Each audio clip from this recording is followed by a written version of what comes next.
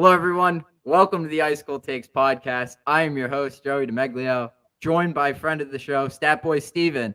This week, we'll be talking about Filip Chytil's strong start to the season, Blake Wheeler's struggles, and Steven is going to give an update on Rangers prospects. Steven, how are you? Doing well. How are you doing today? I'm doing well, How's those late West Coast games treating you all the way over in Ireland? I cannot wait for this shit to be over. Like 3 a.m. puck drops. It kills me. But Yeah, and then just wait for the California trip. luckily they've rewarded me with wins so far in the first two. Yeah, they've played well. The game against Seattle, uh, after it was an okay start for that. They had that issue with the lighting, but then after Seattle scored their first goal, the Rangers really took over in that game, Yeah, and then Panarin against was so good in that game. yeah, Panarin was awesome. Actually, Panarin has been really good to start the season. I love what I'm seeing from him and that entire line. We'll talk a little bit about it, a little more about it in a bit. But that Calgary game too, the Rangers started off a bit flat-footed, uh, give up a goal within the first 2 minutes. I think it was minute 15 seconds. They turned the puck Which is a over. typical Rangers thing to Yeah, do. exactly. Yeah, it was nothing new. Been there, done that before. Then Yeah, I thought the last 5-ish minutes of the first period against the Flames were really, really solid. Um, they had some really good opportunities, and then, after that, the Rangers really, really did a nice job against them. They scored some, special teams goals, and it was a 4-on-4 goal, a couple power play goals. But overall, even strength play has been really, really solid so far this year for the yeah. Rangers. What I love the most about the power play against the Flames is that Peter Laviolette actually started the second unit at one point. Yeah. And you know this. I've been talking about this for 2 years while Gallant was coaching. Sometimes you have to start the second unit because it's the fresher unit. It's okay. You can start the second unit. It's fine. And the second unit got the first power play goal. And on the second power play goal, starting the second unit gave them a favorable matchup when Yeah. they put the first unit out there for the second minute on the power play. And it led to Kreider with a typical signature goal for him. Yep. Okay? Absolutely. Skating, So, skating to the side and tipping it behind Markstrom. If you look at that goal by Kreider, I've looked at it about 20 times. I don't understand how he does it. How do you deflect a puck in such a way that it goes in from that angle? It's such a hard thing to do. But to Kreider's credit, and the NHL has been tracking this since 2009. Since 2009, Chris Kreider leads the league in goals off of tips with 77. Joe Pavelski, who's known for these type of goals, is in second place with 68. that's quite At this point, this there's type of goal should separation be there called, too. yeah, at this point, this type of goal should be called a Kreider. Also, Pavelski played more games in that span than Kreider because Kreider didn't become an NHL regular until 2012, 2013, which Yeah. was 4 years after this was tracked. Yep. So Pavelski had a 4 year head start on Kreider, and he's still ahead of him by 9. So That type of deflection, Kreider would always get those goals in the year he scored 50. Last year, they weren't going in for him. They would be stopped by the goalie, either that or it would hit the post or he'd get robbed or something like that. and he still had 35 goals.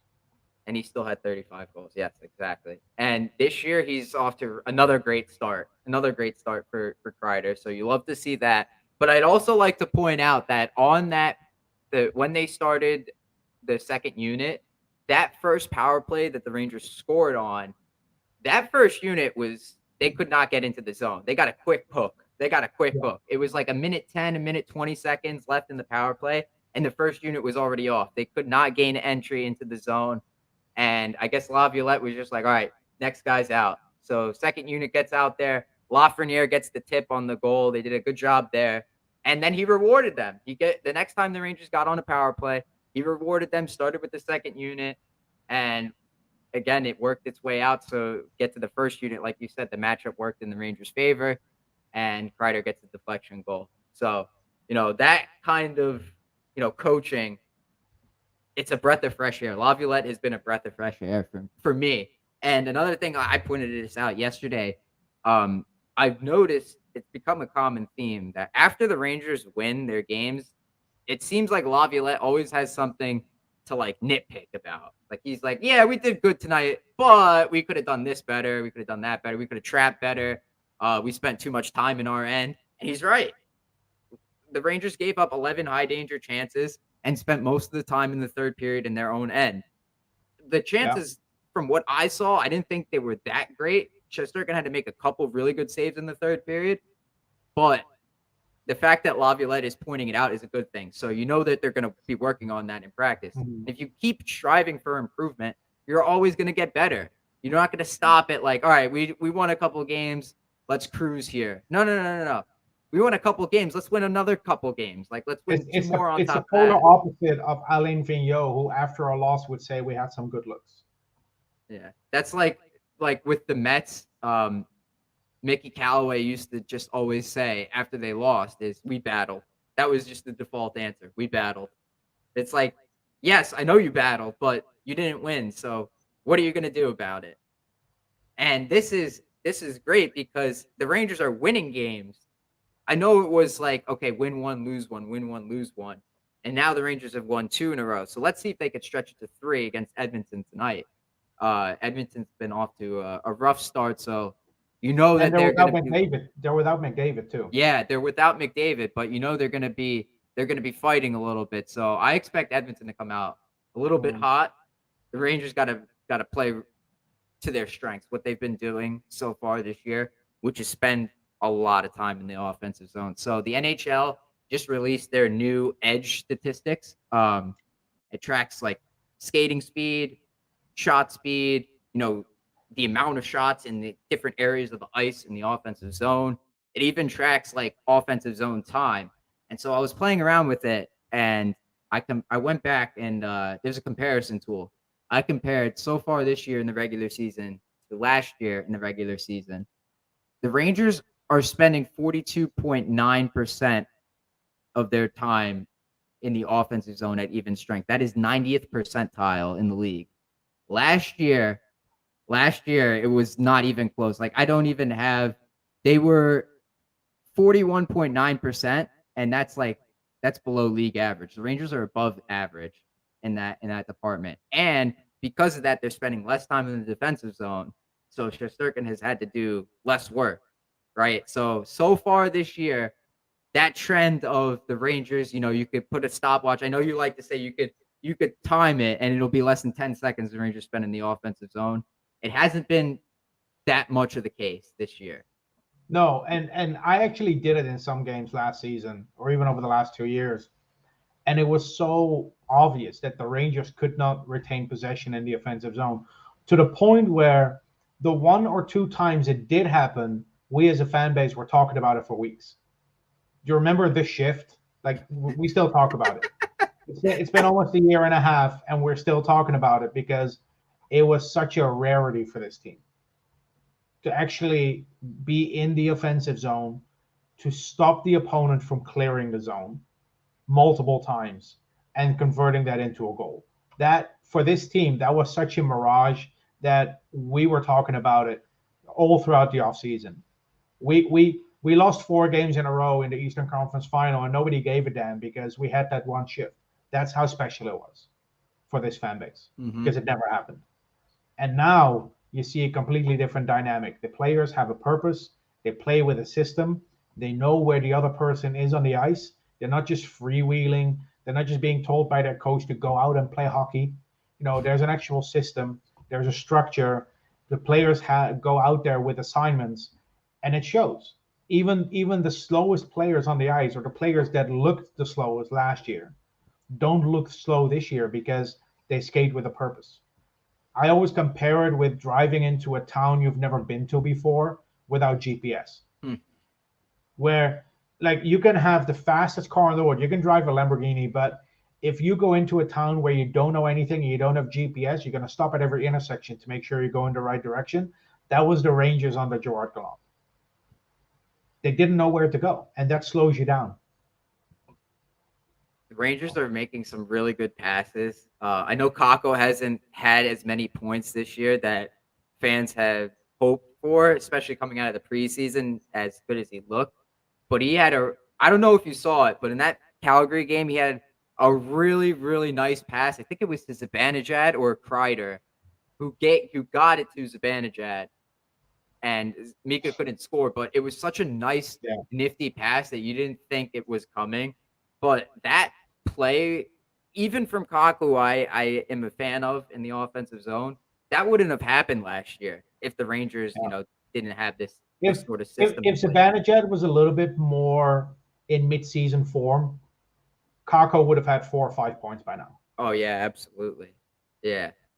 Like, I don't think Kako's playing poorly either. I think he's playing really well. I think again he's just getting unlucky. If he keeps playing the way he's playing, and Laviolette gives him the time in the top six, which so far the lines are working out really, really well. All the top nine actually, even with Blake Wheeler not really doing anything, that third line is pretty good. Like because Cooley's playing his ass off, and Trocheck is done pretty well aside from the offensive zone penalties, which Yeah, is like Ryan Strome syndrome. I don't know. Must be the curse of jersey number 16. Um, yeah.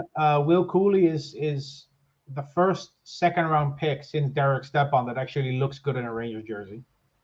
yeah, he looks great. He looks If, great.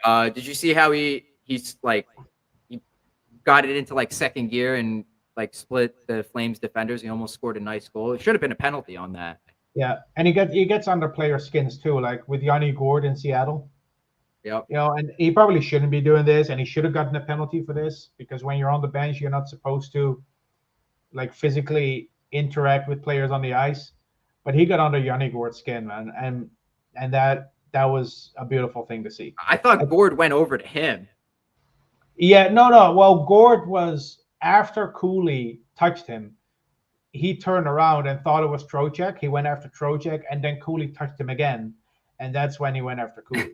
But if you look at that interaction, it starts with Cooley kind of pushing Gourde away from the bench, and this is the kind of attitude that the Rangers need in the lineup. Yep, They they if need their that. top six is just nice guys, and they're Yeah. good players like Kreider, Zibanejad, Panarin, Chytil. They're good players, but they're not nice guys. They're nice guys. They're not guys that will fuck shit up. And Cooley does that on the third line, and it kind of rubs off on Trocheck. I don't know if you've noticed, but Trocheck is a bit of a pain in the ass now. Yeah. He is, yeah. Yeah, that third line is fun to watch. Wheeler looks a bit slow. It's 6 games into the season. I don't know how long of a leash he's going to get. It's Um, actually already pretty short. Like he started on yeah. the second power play unit. He started with Mhm. more ice time. I know he was getting like 12 minutes of ice time like the first couple of Yeah. games, and then it dipped below 10. He was taken off the second unit within like the first 3 4 games of the season. Mhm. So Yeah. Laviolette is holding people accountable, but Panarin is playing really really well, and Laviolette is rewarding him. He's double shifting him like constantly. Mhm. The guy is the guy is shooting the puck. Everything is going towards the net. He's cutting to the middle of the ice. All the things that he was doing under David Quinn that made him so successful in those first 2 years with the Rangers. It looks to me like he's doing them again. And I know Yeah. he had the points under Gallant, but it wasn't the same player that he was the first 2 years of that Rangers contract. I Well, don't know. you can I tell don't now know if when you think the same way though. yeah, you can tell by the way he plays now. Under Gallant, he was kind of sticking on the outside. Now he goes inside, and even when he doesn't have the puck, he's much more physical. He's up in opponents' faces. There's some kind of confidence in his game now, and it doesn't just come from the way he plays. It's the way he's allowed to play, and this is what happens when because we are a really good team. We're a good team with good players that had no system at all, and we still made the playoffs in back-to-back years with no system. Mm-hmm. Now take that good team and put it under a coach like Laviolette, who has a clear system, and this team is even better than they were the last 2 years. Like this team fought their way into a conference final when they had no business being there. and it kind of reminds me of 2012, where they just fought their way into the conference final, and then they just ran out of gas after 6 games. Yeah, Then the following year, 2013, they had like an earlier exit against the Bruins in the second round. that was a disappointment. Coach got fired. It was disappointing. The exit interviews were brutal for the coach. Same thing happened here, 2023 now. Early exit interviews are brutal for the coach. Coach is replaced, and you get an experienced coach. Back in 2013, it was Vigneault. Now it's Laviolette. Like the similarities are very very interesting. Yeah, it's Even, noticeable. I keep going back to it too. That's yeah, good that you bring that up. it's even scarier when you compare it to the 92, 93, 94 seasons. 92, they won the President's Trophy. You know, they made the playoffs. 93, they missed the playoffs altogether, fired their coach. And 94, they went all the way to the final and won it. So it's scary how many similarities there are. I'm not saying we're going to win the cup this year, but it's interesting to see the similarities with Yeah, the year ending in four, the and years ending in three, the years ending in two. yeah, and also from those years, the 2012-13 Rangers. That was the first year the Rangers had Nash. And I mean, talking about Blake Wheeler, what I'm thinking of, like when it comes to like this discussion about him, he might be washed, or how long is this experiment going to last? I get these Rick Nash watered down with Benoit Pouliot vibes from him. Like if you remember Rick Nash, like the first year that he was on the Rangers, he scored a goal in his second game, and then it took him 5 games to score another one. And he was getting points, but it was almost like pity points. Like you kind of just didn't remember, and it's like, oh, finally he scored, and then he goes on this hot streak, right? And then the reason I say watered down with Benoit Pouliot is because Blake Wheeler is nowhere near the level Rick Nash is. You know what I mean? Like Mhm. Blake Wheeler is like last year he had 55 points. He wasn't scoring 30 goals. Like at one point in his career, yes, but not anymore. Not at this stage. What is he? 37 years old, I think. But where would the Rangers be without Rick Nash? Where would they be without Benoit Pouliot? Benoit Pouliot started the first 9 games of the 2013-14 season without a goal. It took him and he only had 15 goals, but he was part of that third line that was so critical and key to the team's success. Where would they be without him? So I don't know. I have obviously I am concerned with how slow he looks, Wheeler, but I don't think 6 games is enough to call it like, all right, yeah, let's cut him, or Yeah, let's and move on. despite the bad performance by Blake Wheeler, that third line is still one of the best lines in Exactly. the NHL early in the season. So imagine if he and for Blake Wheeler, it's not just adjusting to a new coach; it's adjusting to a new organization, to a new city.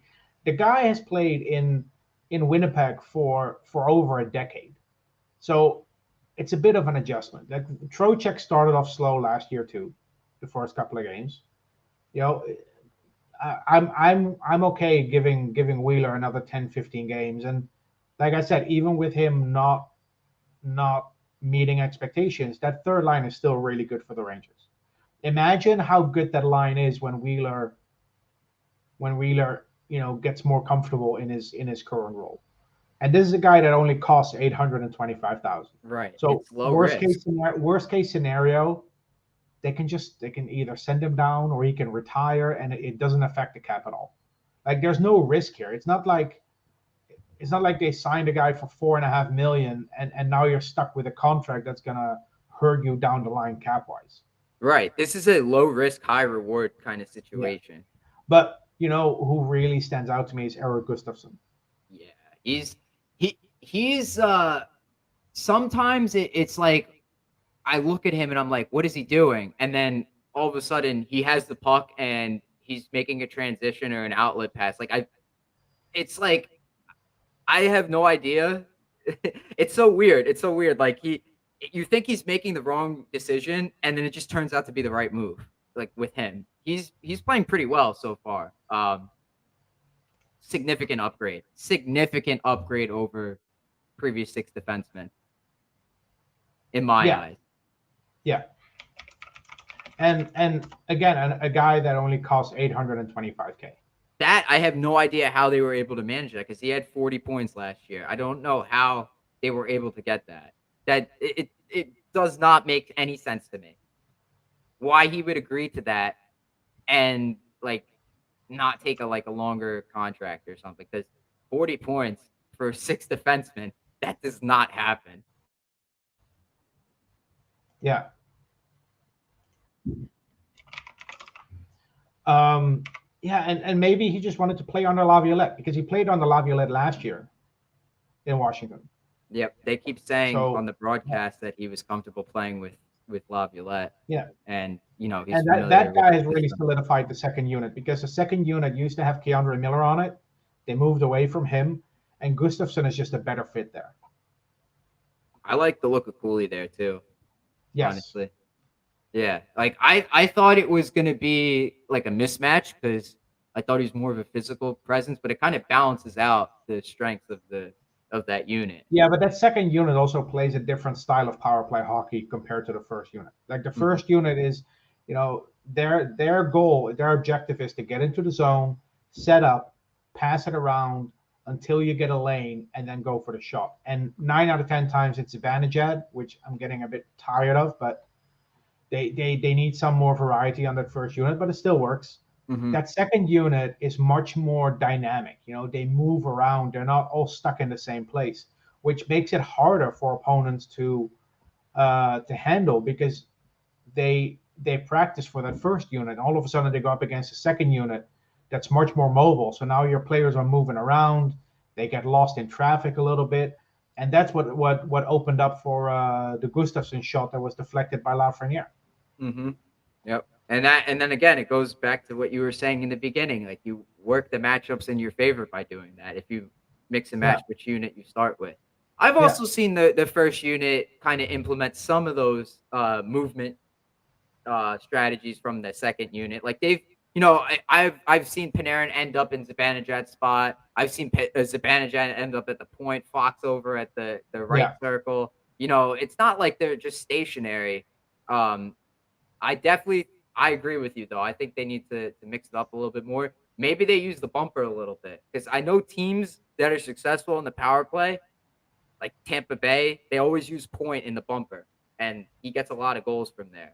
Maybe they could find a way to do that with like Trocheck or swap Zibanejad in that spot. You Hmm. know, it's still early though, so we'll see about that.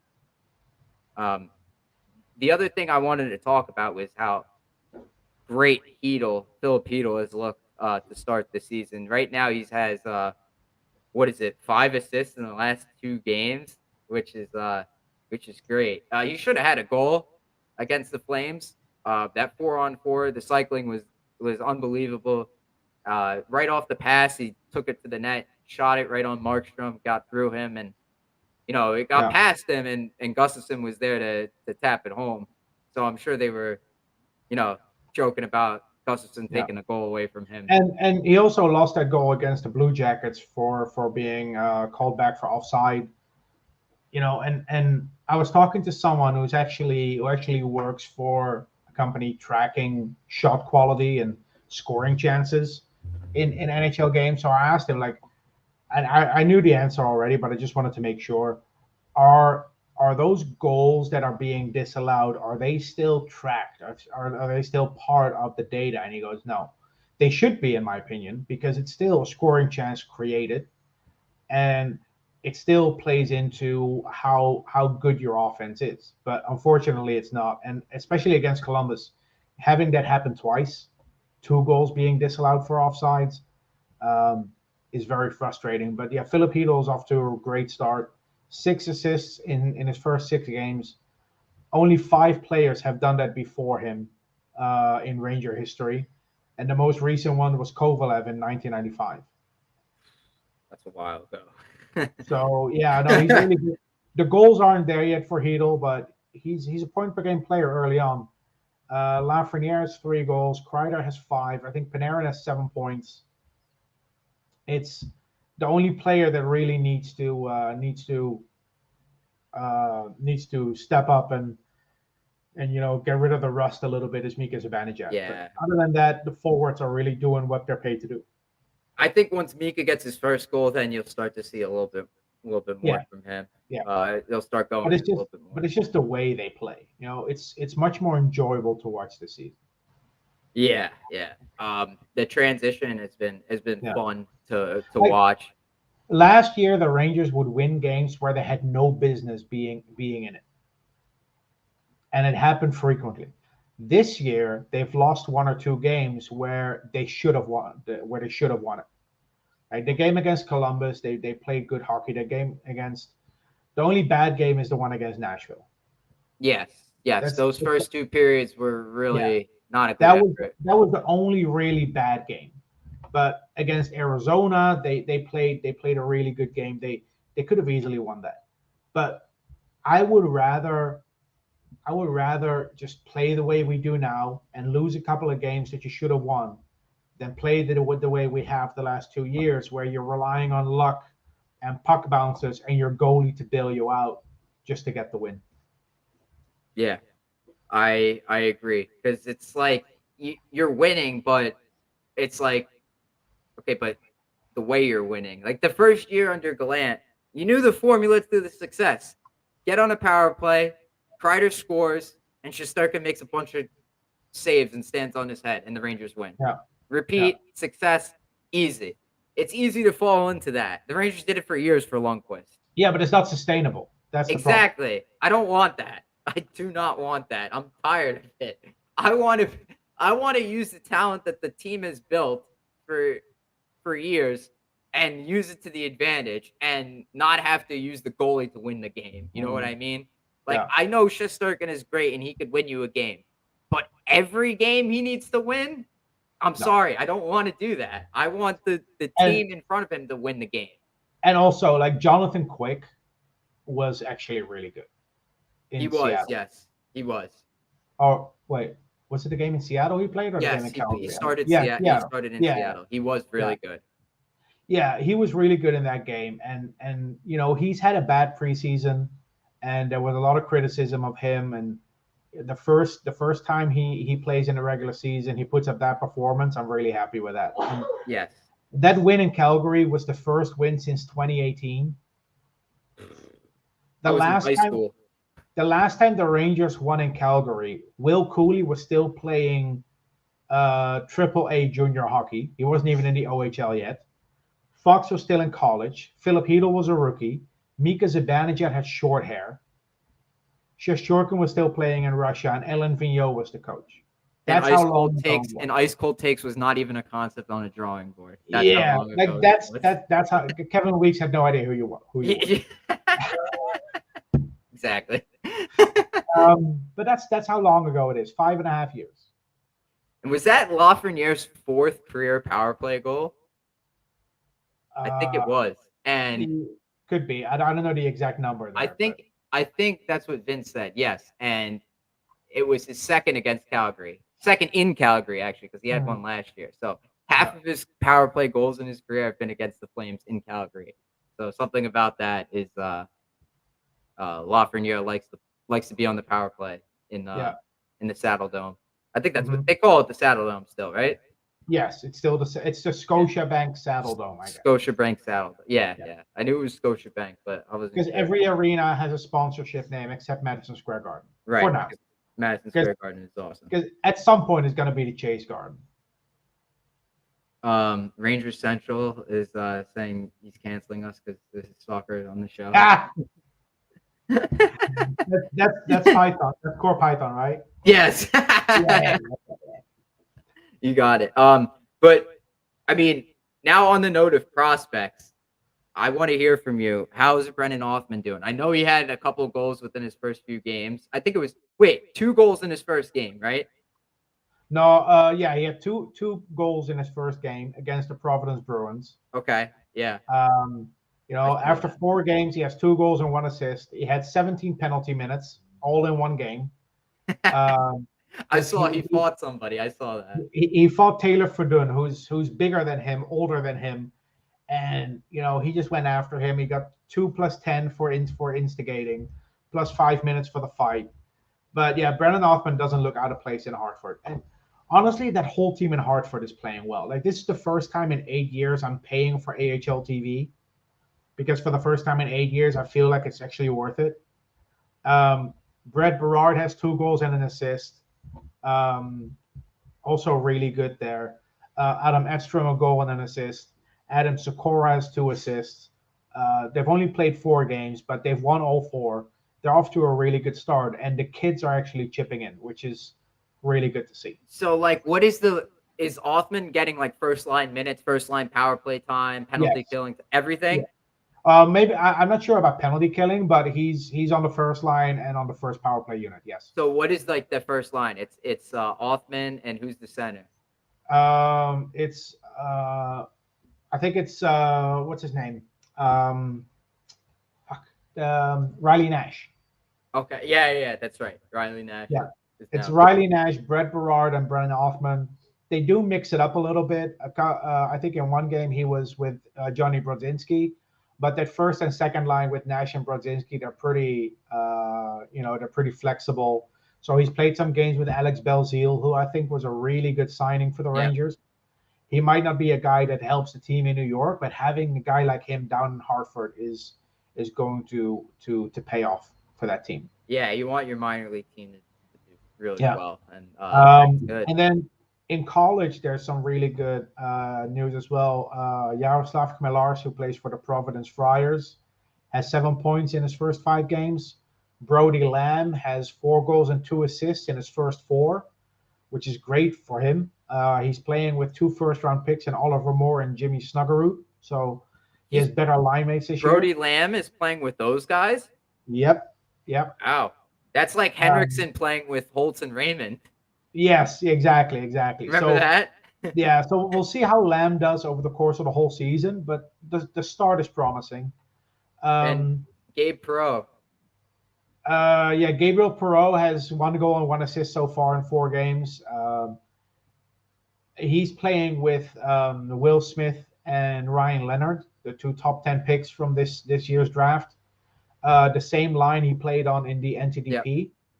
I Um, recognize that. I remember but they were they talking are about very that. young for college. That's something that you have to take into consideration there. Even though they're all first round picks, they are going up against guys that are 20, 21, 22 years old when they're only 18. That's going to, like, physically is going to be a challenge for them. But yeah, no, decent start for them as well. And you have Ty Henricks, who plays in the USHL for the Muskegon Lumberjacks, has 4 points in his first 5 games. Maxim Barbashev went back to the QMJHL, plays for the Shawinigan Cataracts now, and has 6 points in his first 5. There's a team called Um, the Cataracts. yes, yeah. Their logo is like a Native An American. eyeball. No, it's like a Native American with, like, it kind of looks like a different angle of the Blackhawks logo. Oh, Um, okay. but yeah, no, he was traded there over the summer by the Moncton Wildcats, and there was a bit of drama there because he counts both as an import player because he's from Russia, and an overager because he's turning 20 before the end of the year. And in the QMJHL, you can only have 2 of each, and they already had 2 European players, so they had to release one of them before Barbashev could play.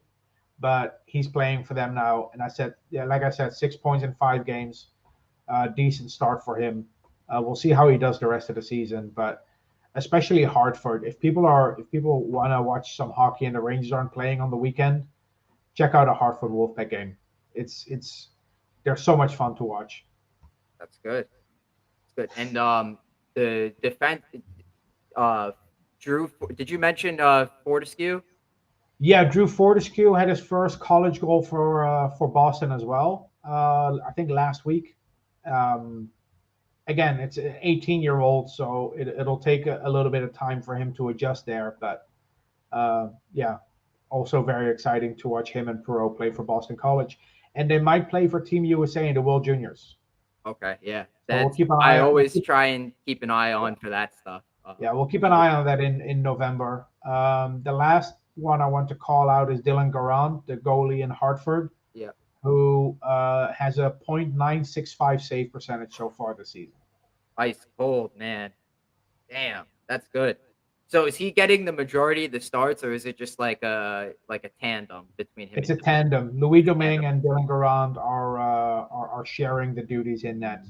Okay, Louis Domingue got into some heated arguments with some fans in Hartford last week, by the way. saw that. I saw that Um, some fans like threw stuff on the ice. I think. yeah, they were playing the Wilkes-Barre Scranton Penguins, and they were up 4-0 or 5-0.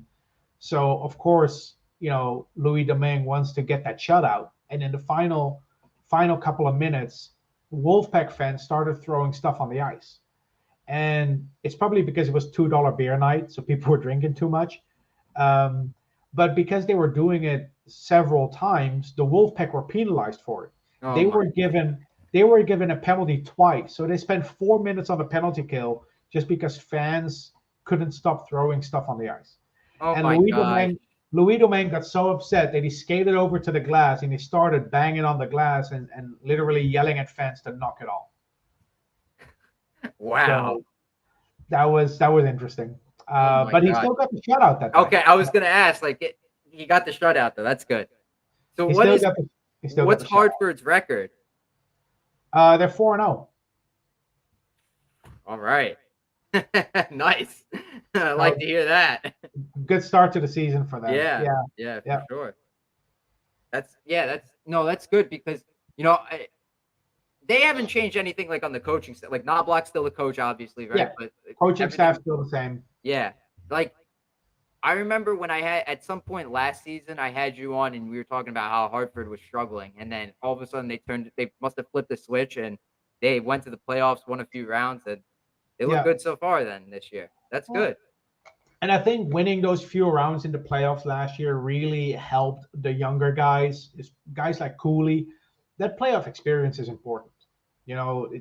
Even if you don't go all the way to win it, making it to the second or third or even fourth round with a young team, that's going to pay dividends for them.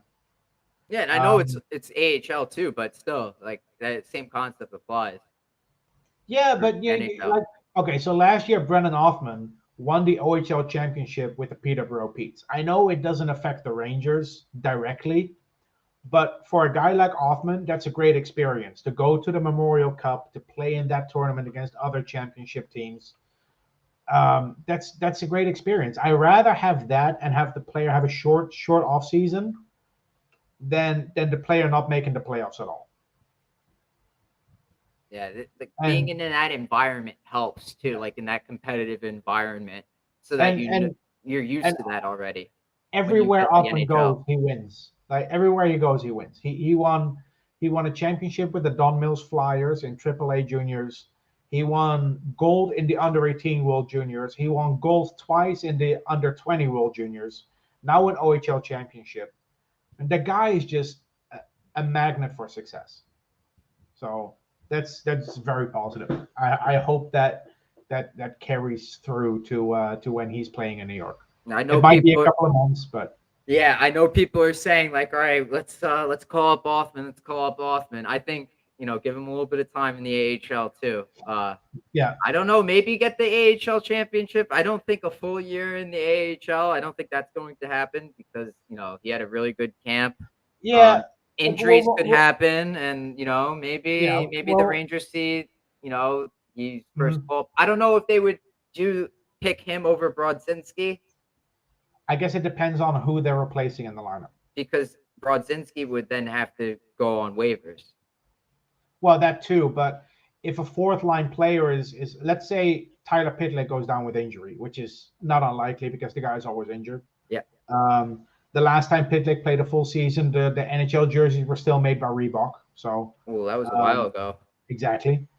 So if Pitlick goes down with injury, calling up Othman is not really going to make a difference because you're not going to play Othman on the fourth line. And there's no one in the top nine you're going to demote to the fourth line either. You're not going to put Cooley there or Wheeler. So if a fourth liner goes out, then Brodzinski is the more logical call up.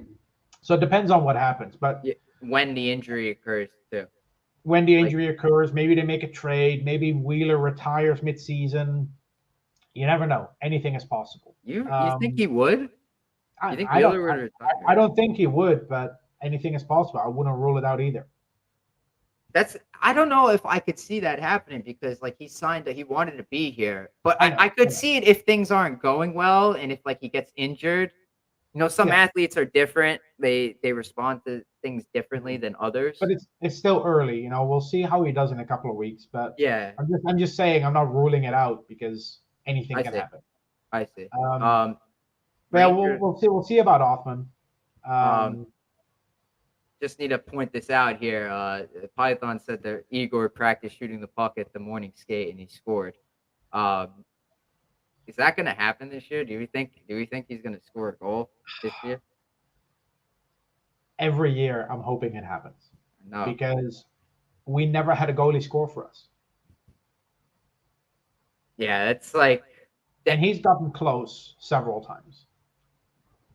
I hope it happens in a home game because it would be perfect if it happens at the Garden. The one year that it almost happened in Ottawa, I was like, "Oh my gosh, that was insane! That was so close."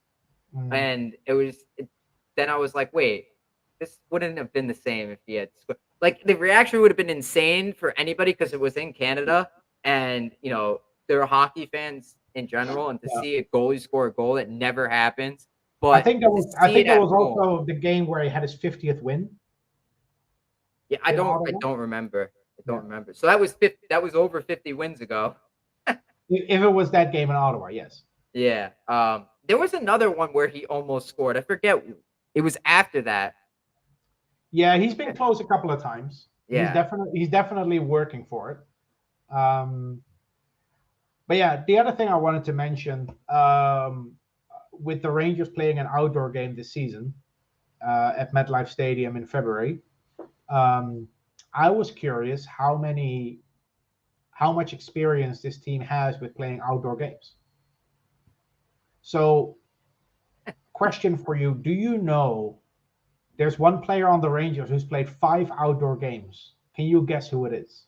I wouldn't have been able to guess it if you didn't send me the list beforehand, but my guess would have been like Zibanejad, but Yeah. I think Kreider. It is Kreider. Yeah, Zibanejad has only played in 2. He played in the Heritage Classic with the Senators and then the 2018 Winter Classic with the Rangers. Yeah. But Chris Kreider played in 5 outdoor hockey games: the Stadium Series games in 2014, the That's Winter two. Classic in 2018, and Great. then about before he turned pro, he played 2 outdoor games with Boston College. Yeah. Steven texted me a list of the players that like in the Rangers organization and like how many games they played outdoors. It's a long list. Now you got to Yeah, do the same thing for the Islanders. See how uh, it Nick Nick Bonino and Eric Gustafsson have played 4 in total each. Nick Bonino played outdoors for Boston University, the Anaheim Ducks, the Pittsburgh Penguins, and the Nashville Predators. Eric Gustafsson played outdoors in Sweden for Frölunda, then twice with the Blackhawks, and then last year the Stadium Series with the Capitals. Blake Wheeler has 3 outdoor games: one with the Bruins, 2 with the Jets. Zibanejad, I already mentioned that he has 2. Quick has 2 with the Kings. Panarin has 2 with the Blackhawks. And Tyler Pitlick has 1 with the Oilers and 1 with the Bakersfield Condors in the AHL. So those are all the players that have multiple outdoor hockey games under their belts. Then there's Harper, Fox, Lindgren, Vesey, Brouillard, Elson, Brodzinski, Lafreniere, Goudreau, and Shestyorkin, who all have 1. that's so again, it's a lot of experience Although that I have added. to add that Goudreau was a healthy scratch for the outdoor game with San Jose. Oh, that But he, doesn't count. but he was still on the roster. Yeah, So I okay. did include him, but as a caveat. And Igor Shestyorkin was the backup goalie when his team in Russia played an outdoor game in Helsinki. Okay. But still a lot of Yeah, guys that have suited up and been on that outdoor ice because the ice is different and it's not like regular stadium ice, like yeah. Madison Square Garden ice. Like Madison Square Garden ice is pristine. That outdoor ice, it could be like water. It's It, also a lot. It's also a lot colder than playing in an arena. yes. Yeah. So. The conditions are bad for everybody. Yeah. By the way, Adam Fox and Ryan Lindgren played the outdoor game together when they were playing for USA Under 20 in the World Juniors back in 2017 There with you the go. World Juniors in Buffalo. There you go. I'm sure. I wonder if they were defense partners. They were probably defense partners for that too. I'm pretty sure they were. They've been playing together ever since they were like 14. That's insane. That's Yeah. nuts. That's why it's like it's anytime someone's like, all right, they should do Fox Miller, and it's like, but Fox and Lindgren are so damn good together. Yeah. That's why I think The the Fox the Miller pairing is one that I want to see, but only if a Lindgren Truba pairing works. And it just, unfortunately, it doesn't. like if you do it in like the if you do Fox Miller, let's say like offensive zone start is really like when you could do it, but not like I'm not gonna put them out there if you're defending a lead. I want my best guys out there. I want Fox Lindgren if it's like a 1 goal lead, 1 minute to go. You know what I mean? Yeah. But of course, if you're down a goal, kind of like last year when they did with against the Stars, Fox Miller out there. Yeah. That would be good. The thing with Miller, though, I always feel Miller is better suited for defensive zone starts because he is most he has the most impact when he has ice in front of him to skate into. Okay, that's an interesting point. He's really good in transitioning the puck when he has the puck on a stick. When he starts in the offensive zone, he doesn't have the space to work with that to do what he does best. That doesn't mean that he's bad in the offensive zone. I'm just saying, like, especially like 4-on-4, I'd always put Miller out there for the full 2 minutes. I don't care. I don't care who else is on the team. I see. Kind of like how like when the Rangers had Nash, like you would want to get him out there 4-on-4 Yeah, situation because there's more ice for him. Yeah, I yeah, see. yeah. Yeah, I think Miller could at some point he could make that improvement though, like with the offensive zone starts, like straddling the line, being a rover back there. But I see what you're saying though about having more ice. I never really thought about it that way though. Interesting perspective. But before we close it out here, we have to do our. This has become a staple of the show recently. The ice cold take segment. A reminder for fellows watching on YouTube or listening in the car, Spotify, all of your podcast platforms. An ice cold take is a noun. It's an accurate statement backed by facts and observations that is solid in nature, similar to a block of ice, i.e., a spot on claim.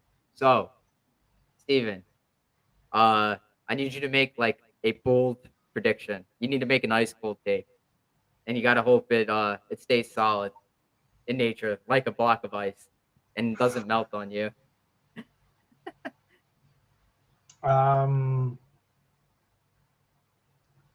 Damn, that's I'll a tough get. one. I have mine. I say this is the year Shesterkin scoring his goal. Is that really an ice cold take though? I If it mean, if it comes true, then it is. But if it doesn't, it's a melted take. um, Jonathan Quick will have a better legacy as a Rangers backup goalie than Yaroslav Halak. Ooh, okay, okay. Halak had a rough start, but then he picked it up there. Yeah, It's yeah. hard though because he was only 1 year. So you mean like do you think like No, he's no. gonna get more? In the first year, like I'm not. If Quick is here for 3 years, that's irrelevant. Like Jonathan Quick's legacy at the end of the season will be better than Halak's as a Ranger. Okay, so you think he's gonna like get more wins, like have better stats? Like what do you think? Have a better impact on this team. Have a better impact on the team. Okay. All right. I like that. I like that. That's fun. Yeah. Is it okay if I do another one?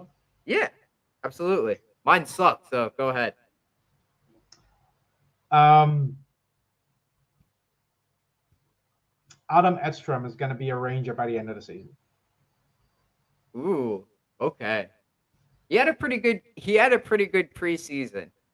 Yeah. I thought they were gonna give him a little like maybe one more game of a look before they would send him down. Well, I think what really hurt a lot of the Ranger prospects was that preseason game at UBS Arena that was postponed because of the flooding. Okay, yeah. because that was the second of a back to back. So you were going to have all these young players playing in that game because they didn't want the same players they had on Thursday playing a back to back. Why would you play the same players in a back to back in preseason? But then because of the flooding, that game was moved to Saturday, and then Saturday morning, a lot of players were sent down to Hartford, and Laviolette opted to go with a more veteran team for that game at UBS Arena. So the flooding robbed us of seeing guys like Rempe and Edstrom for another game. I see. And that And was the Sequoia. game that the Rangers put out a really bad effort in, and we lost our minds about Yeah, Lafreniere. I like to remember that game as the one where Othman and Cooley scored a goal with the goalie pulled. They did score goals, yes. Yeah. Yeah. Now that we're talking about that, by the way, that is a skill that is really hard to train for hockey players. To find in very close quarters, to find the space and time to score a goal when it's 6-on-5. And the fact that Othman has done it twice and Cooley has done it for the Rangers, even though it was preseason, that is very encouraging for those two kids moving forward. I think that's a very underrated aspect of the game. The Because ability to score when your team has pulled their goalie. is it because there's like more people on the ice? Like it's or Yeah, there's less room to play with. There's pressure because you have to score to tie it up.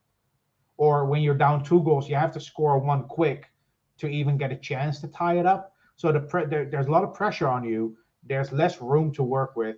There's more players on the ice in that offensive zone. Like the zone itself is smaller than because nobody plays in the neutral zone or the defensive zone when the goalie's pulled. It's all in the offensive zone. So you have 11 skaters and a goalie in that offensive zone to then score in that setting. That's really encouraging for young forwards. Python saying the goalie wasn't pulled when Othman scored. That was a good Euro goal. I, No, against the Devils. yeah, he scored. I know he scored. Yeah, that one against the Devils. I know he Yeah, and had then one and then late. Cooley scored with the goalie pulled against the Islanders, and then Othman did it again in the AHL against the Providence Bruins to tie it up late. Oh, okay. The second one was in the AHL. Yeah, Yeah, that's right. He did score a late one. I remember watching yeah. that. Yes. So Othman's first 4 goals this season so far, it is a 5-on-5, a 5-on-4, a 6-on-5, and a 6-on-4. He scored 4 goals in 4 different situations. Like a utility baseball player. You put him in different spots and he's gonna thrive. Very good. Almost, almost. But yeah, I just want to point that out. That's very encouraging for both Cooley and Othman, because if there's one thing a team always needs, it's that kind of mentality and that kind of skill to tie a game late. Right. That's yeah, that's an interesting point too, like the 6-on-5 thing. Because I know some people say like, all right, 6-on-4 is not really it's not good either because it's like you have too many players out there. Like if you're trailing and the other team takes a penalty. I've Mhm. seen some people say like, all right, 6-on-4 is like is actually worse than Yeah. just So if I was the coach, and I'm not, but if I was an NHL coach and I'm down 1 goal and I'm on the power play, I wouldn't pull my goalie, because if you pull the goalie and make it a 6-on-4, the other team cannot ice the puck. Or sorry, they can ice the puck. There's no icing on the penalty kill, yeah. so they can shoot for the empty net without repercussions. I would just go for the 5-on-4 power play in that case. Yeah, and then try and score that way. Okay. Yeah. Yeah. But what's also encouraging is that Laviolette, and this comes from beat writers like Vince Mercogliano, Colin Stevenson, and Molly Walker, that he's actively practicing with the team for these special team situations. 4-on-4, 5-on-4, 6-on-4, 3-on-3, 4-on-3. And the fact that they're calling it out means that it wasn't happening under the previous coach. Because you never saw it. You never saw that when it was when If Gallant was if the it was coach. a regular thing under Gallant, the beat writers We wouldn't have called it out. we would have yeah we would have seen footage of it happening if it was happening, but Yeah. obviously it wasn't. Yeah, exactly. I think so. I think you're right there. Last thing before we wrap it up, what did you think of the Frozen Frenzy? It has potential. There were definitely some good things about it. It's far from perfect. Um, but if they're going to do this, if they're going to do it again, schedule it on a Saturday and start the first game at noon Eastern, and then go all day long. Get rid of the commercial breaks. Make it free to view because that's how you draw in new viewers. That's what the MLB does the first week of the season. You can stream the games online for free. The AHL did it in their first weekend. And then the fourth point I wanted to make was stream it on a platform like YouTube to make it accessible. They did. They kind of like they halved it. Like they did half of it on ESPN Plus, and then they put it on ESPN too. But yeah, I guess like Yeah, but not everyone has ESPN too. Not everyone has ESPN Plus. Everyone in the world has access to as YouTube. YouTube. Yeah, yeah. And no blackouts. Get rid of the blackouts too, just for one day. Where if you want to They make this didn't. They frozen, didn't get rid of the blackouts for the one day. no, if you want to, well, the Frozen Frenzy broadcast you could still watch, but like if you want to draw in viewers with that one day where all the teams are playing, get rid of blackouts. Just one day in the Yeah, season, just for that one day. Okay. just for that one day. Get rid of the blackouts, get rid of the commercial breaks, start at noon, make it free to view, and make it accessible on a platform like YouTube so you can draw in fans from Australia, Japan, Europe, South America. That's how you grow the game. You're not going to grow the game by having it broadcast by ESPN with a commercial break every 20 minutes. I think overall, I think that I love that they went forward with the idea. I love Oh that no, they it's a like I said, it's a solid first try. It's the idea was great. The execution could have been better. yeah, they could have But absolutely, yeah, for sure. But like I hope they continue with it. Like I mhm, want them to do it again. yeah, but I know they don't want to compete with college football because they think they're not going Yeah, to win that that was battle. tough because it was opening night of basketball. You And know, it, the and it wo was Game 7 of the NLCS. yes, exactly. But like February, right after the All Star game, there's no college football, there's no NFL. Saturday in February, do another Frozen Frenzy. We have to like get on them too. Like we have to say like we could tag Weeksy and Butchergross. Like, are you guys doing it in February this week? You guys are Yeah, doing it in February, right? On this day, you yeah. guys should do it this day in By the February, way, Kevin, if you're listening, just do this. Yeah, there you go. please. Yeah, absolutely. Like there was one thing that I did want to nitpick. Like when NFL Red Zone does it, it's very quick. Like when they go to a game, they show you the highlight they need to show you, and then they go back to the other game.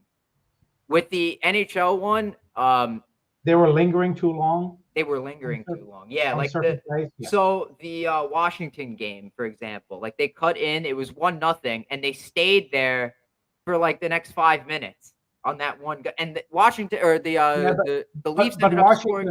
Washington was also the first game to start. Yeah, but there was another game. There was the Sabres, so they should have just gone back and forth between the two. Yeah, I but if that game was going through an intermission at the time or a TV timeout or commercial break, there's nothing you can show. yeah, but I don't think it was though because And especially with the early games, you only have two or three games. If one is on a commercial break, the other one's on intermission, you're only left with one game. they were both going it was just the Buffalo game Okay. and the And Toronto and game. Columbus having a power outage didn't help either. Oh yeah, that's true. I like that they staggered the start times. I Yeah, thought which that is was great. cool. Which is look, That's what they should do every day.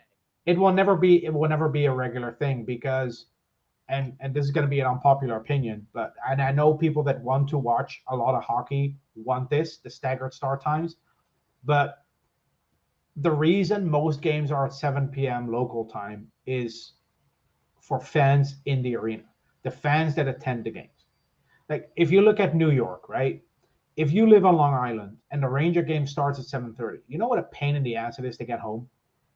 Yeah. 30 minutes makes a big difference. So it's not going to be a regular thing, and it shouldn't be. Like the start time is there for fans who attend the game. If anything, like the one thing they should fix is that the advertised start time is the actual start time. Don't tell me that puck drop is at 7 when the puck actually drops at 7:12. Yeah. That's something you can change. Baseball is really good about that. Like they say 7:10. Every other sport is good about it. Yeah. The Rugby World Cup's on at the moment. 8 p.m. kickoff. 8 p.m. kickoff. The Champions League, for the last 25 to 30 years, the start time that's advertised is the kickoff time. All games start at the same time. They do it in the NFL. All you have to do is just say puck drop 7:10. Or say that. You don't have to change the Yes. process in the arena, Just but say just it. say Yeah. puck drop is at 7:10. They do this in the OHL. In the Ontario Hockey League, they literally show the start time as 7:07 or 7:12 or 7:25. The Sioux Greyhounds do it at 7:07. All their home games 7:07. Just do that. Just tell people when the puck drops. Yeah. Can you imagine going to Times Square on New Year's Eve to watch the ball drop and they drop it 10 minutes after midnight?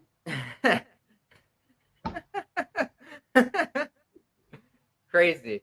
No. No. No, definitely not. No. Well, I think the idea was a solid concept. I love that they're, Yeah. trying to do something. They're not just, here's the games and you can't get It's them a, or it's a whatever. really good first attempt. Like First, they did really well for the first try. like I But hope, like if they're listening, don't take what we're saying as like, oh, we should never do this again. No, no, no, no, no. Do it again. Do it again. But just do it again, but tweak it a little bit. Like yeah, fine tune it. Like even if they minor make improvement. like one or two of the improvements we're suggesting, it's a step in the right direction. Mm-hmm. Because Yep. this thing is a step in the right direction. This is what we need to grow the game. We need people to start watching these Mm-hmm. games. Like this is something that I would have dreamed of.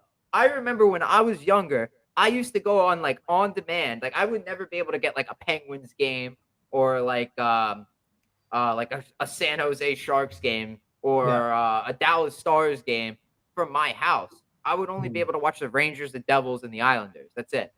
Yeah. You know Um, what would be really cool? And this is something for like next season. If they combine the Frozen Frenzy with the NHL Global Series. Hear me out. Hear me out. 1 p.m. Central European Time, you have a game starting in Prague. That is 8 a.m. Eastern.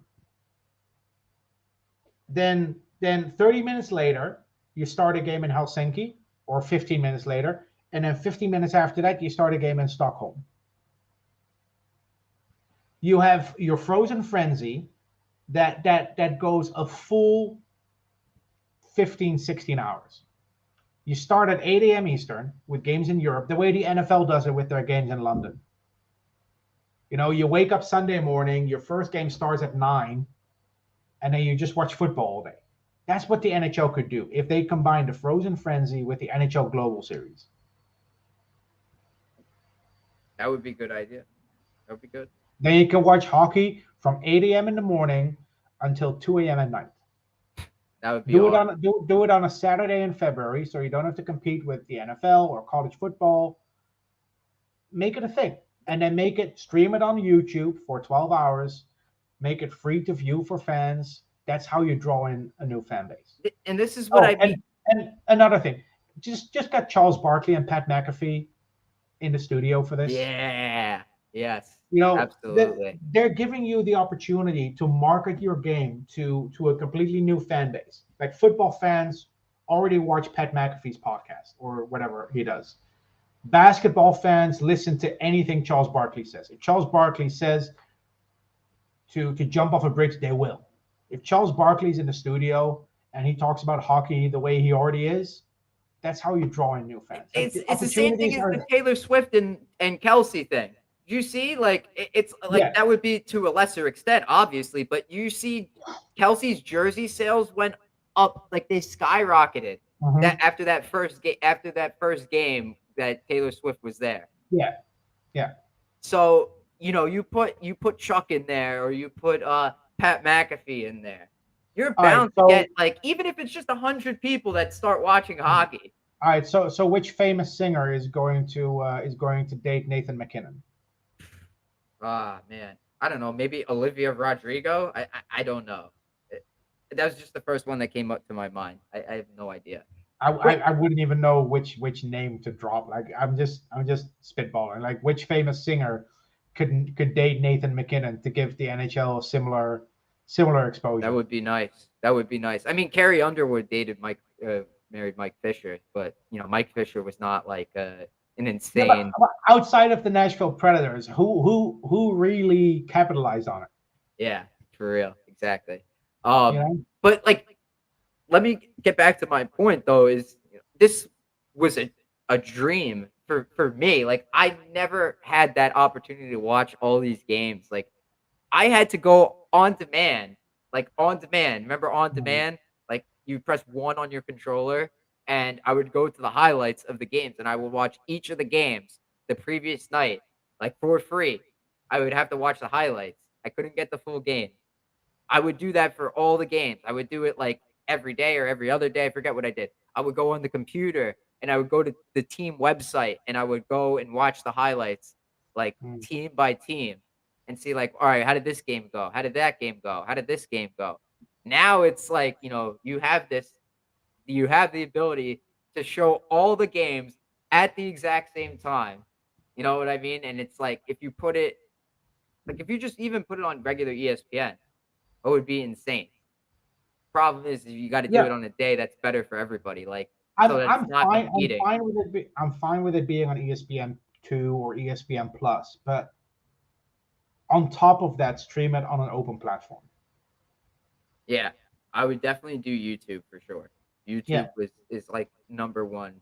everyone knows YouTube. Everyone can access YouTube on their smart TV.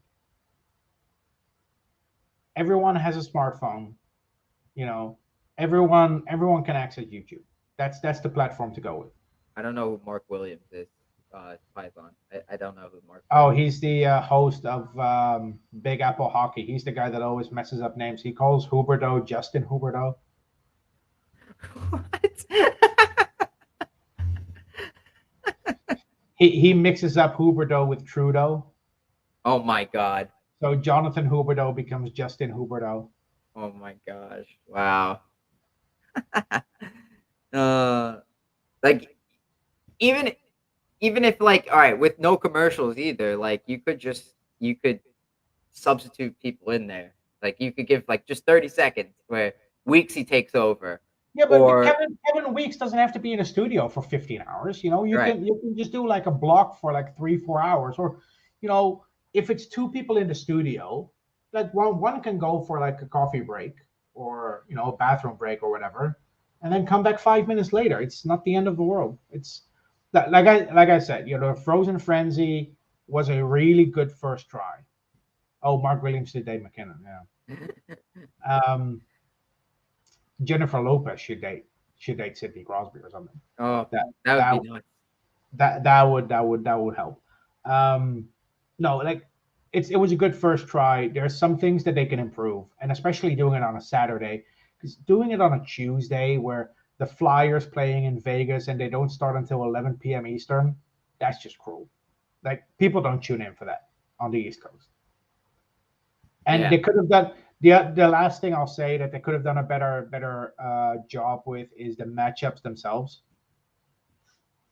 Oh, like when they scheduled it, like who was playing them on this day. Who's playing who? Like on a day like this, you should have Vegas playing San Jose, not have Vegas play Philly, Yeah. not have the Rangers play the Flames. The Rangers should be playing the Islanders or the Islanders or the Devils or the Devils. Penguins or the Flyers or the Bruins. You know, the Flames should be playing the Oilers or at the very least the Canucks. It should be like the Battle of Alberta, like Toronto, Montreal, like Yeah, have the Bruins play the Canadians, have the Leafs play the Red Wings. You know, that those are the matchups you want on a day like this. hockey night in Canada is on Saturday, but like do that for the United States as well. You know, like, grow it Yeah. that way. Are they like afraid? I wonder if they're like afraid like it'll take away from the Canada, like the Canadian aspect, like because I know they've done that for forever. Saturday night hockey night in Canada. I don't know. Well, Hockey Night in Canada is not broadcast in the United States. So Right. what's the big deal? Do people in Canada have access to ESPN? I don't Yeah, know. they probably do. They probably, I guess. Maybe. They use TSN. That's right. They use TSN. Yeah. Yeah, Right. it's TSN, it's CBC, RDS, And uh, Sportsnet. yeah, Sportsnet. I don't think I don't know. I have never lived in Canada, but I'm not sure if they even have Yeah. access to ESPN. It's not like you're clashing with Hockey Night in Canada if you do your rivalry night on a Saturday. I wouldn't mind it. I think that's a good idea though. Yeah, February, pick a day after the Super Bowl. No, college football is done. yeah. It's just no baseball. You're just doing basketball, The only hockey. sport you're going to go up against is basketball. So People tune into you basketball games, but if you set aside like one day, like a Saturday, it's got to be a weekend, like a yeah, weekend. don't do it on a weekday. Like do it on a weekend. Yeah. Start as early as possible, and then go all day long. That would Watch be like my, watch like that first weekend after the Super Bowl, like that Saturday. It's gonna have like 2 games on. Watch. 'Cause that's how the NHL schedules things. yeah. It wouldn't surprise me. Yeah. So, Well, anyways, Steven, thanks so much for joining me. We're gonna wrap this episode up. Ice Cold Takes fans, thanks so much for listening. We'll see you guys next week. all right.